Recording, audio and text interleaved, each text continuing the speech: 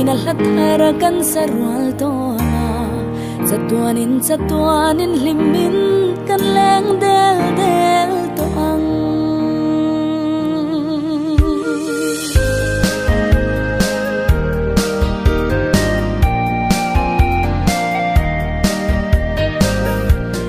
Lei hun le ni te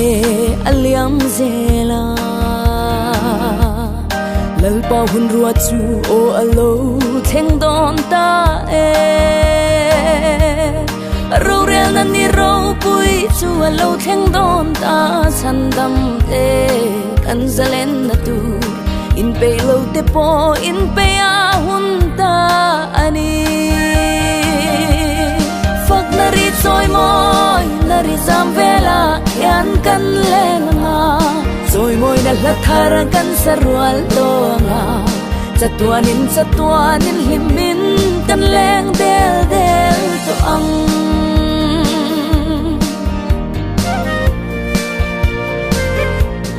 Van Jerusalem thar kho pui mon chu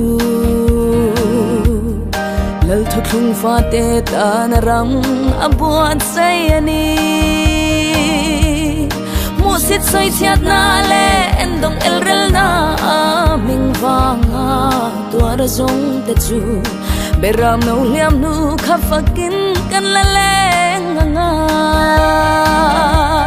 Fak na ri choi moi na ri zam vela yan kan leng nga Choi moi na la thar kan sarwal to nga Satuanin himin kan leng del to ang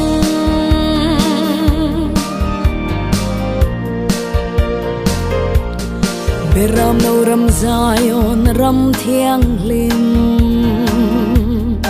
Angel vartele serafim te tualan chaina Rang kat sa khopui moi lung man tam lai tual noa ma chuanin kan len za hun chuan Satuanin limin lal ne makan oi to ang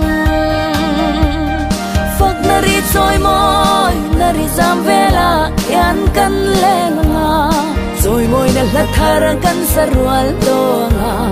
Satuanin himin kan leng del to ang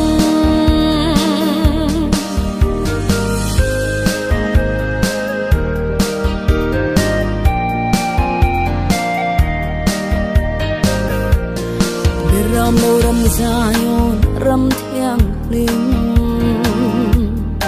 Angel vartele serafim te tualan chaina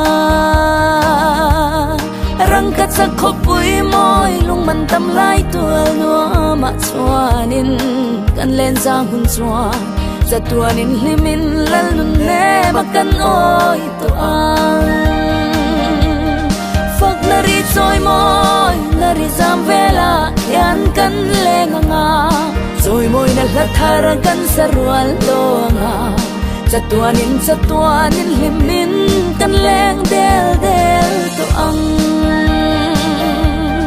Fak na ri choi moi na ri zam vela yan kan leng nga